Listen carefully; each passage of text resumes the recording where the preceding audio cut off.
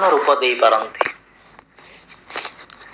କଞ୍ଚା ଅନୁସାରେ ସେ ଚାହିଁଲେ ତାକୁ କୃଷ୍ଣ ଅବା କଂସର ସ୍ୱରୂପ, ବାଘ, ସିଂହ, ଗାଈ ଅବା ତାର ମନରେ ଆସୁଥିବା ବସ୍ତୁ ତିଆରି କରିଦିଅନ୍ତି। ଶୁଖିଗଲା ପରେ ତା ଉପରେ ଟିକେ ରଙ୍ଗ ମାରିଦେଲେ ତାହା ଅବିକଳ ପ୍ରତିମୂର୍ତ୍ତି ପରି ଦେଖାଯାଏ। ଠିକ୍ ସେହିପରି ଛୋଟ ଛୋଟ ପିଲାମାନେ ହେଉଛନ୍ତି ଆମ ପାଇଁ ମାଟିର ପିଣ୍ଡୁଳା। ସେମାନେ ସରଳ ଓ ନିଷ୍ପ୍ରାପ୍ୟ। ତାଙ୍କ ମନରେ କୌଣସି ପ୍ରକାର ଖରାପ ଭାବନା ନଥାଏ। ଠିକ୍ ସେହି ଛୋଟ ବୟସରେ ତାଙ୍କର ମନରେ ମହାପୁରୁଷମାନଙ୍କର ଜୀବନୀ ସୁକାର୍ଯ୍ୟ କରିବାକୁ ପ୍ରେରଣା ଦେଇଥାଏ। ମହାପୁରୁଷମାନଙ୍କ ବିଷୟ ଜାଣି ମନରୁ କେବଳ ହିଁ ଭଲ ଚିନ୍ତା ଜାଗ୍ରତ ହୋଇଥାଏ। ସେଇମାନେ ହେଲେ ଦେଶର ଭବିଷ୍ୟତ। ଛୋଟବେଳୁ ମହାନ ବ୍ୟକ୍ତିମାନଙ୍କ ବିଷୟରେ ପଢ଼ି ଯଦି ତାଙ୍କର ଗୁଣଗୁଡ଼ିକ ମଧ୍ୟରୁ ସାମାନ୍ୟତମ ପ୍ରୟାସ ଭବିଷ୍ୟତରେ କରିବେ, ତେବେ ଦେଶରେ ହେଉଥିବା ହିଂସା, ଦ୍ୱେଷ, କୁକାର୍ଯ୍ୟ ନିଶ୍ଚିତ ଭାବରେ କମିଯିବ ଏବଂ ଦେଶ ଆଗକୁ ଯିବ ନିଶ୍ଚୟ।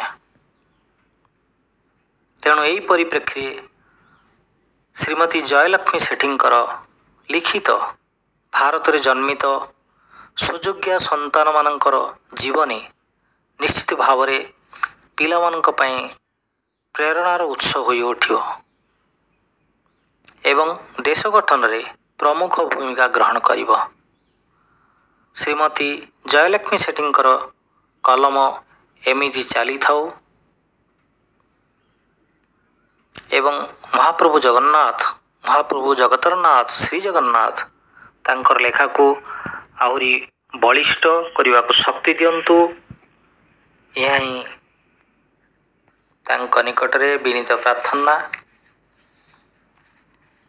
ଏହି ଶ୍ରୀମତୀ ଜୟଲକ୍ଷ୍ମୀ ସେଠୀଙ୍କ ରଚିତ ଯାହା ପାଇଁ ହସେ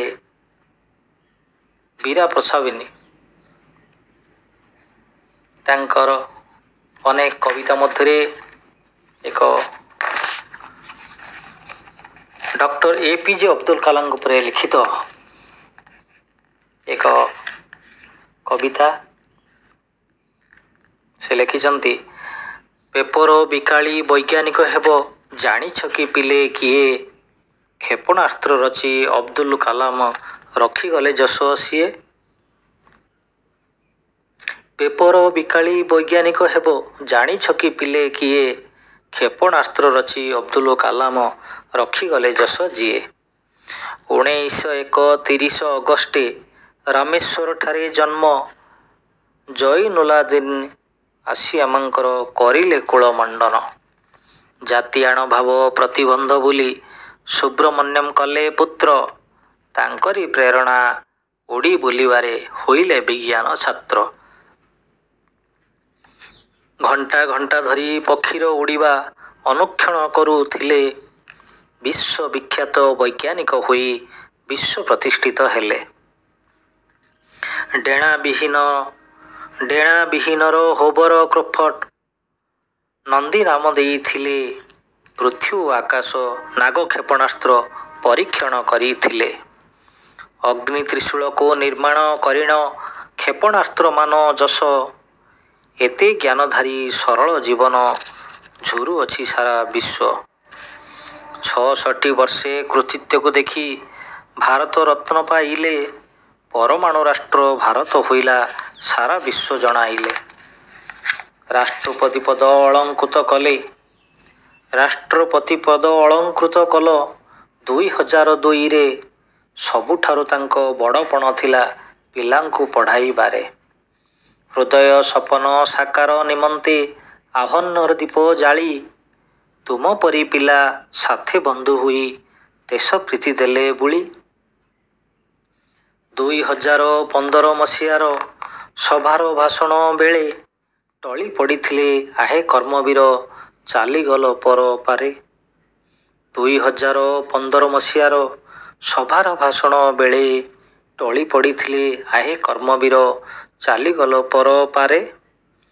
ମାତୃଭକ୍ତି ଥିଲା ବିରଳ ସାଧନା। ମାତୃଭକ୍ତି ଥିଲା ବିରଳ ସାଧନା। ଶିକ୍ଷା ଥିଲା ତାଙ୍କ ବ୍ରତ। ପ୍ରିୟ ରୁଦ୍ରବୀଣା ଶବ୍ଦରେ ମୋହିତ କରିଥିଲା ତାଙ୍କୁ ପ୍ରୀତ। ପ୍ରିୟ ରୁଦ୍ରବୀଣା ଶବ୍ଦରେ ମୋହିତ କରିଥିଲା ତାଙ୍କୁ ପ୍ରୀତ।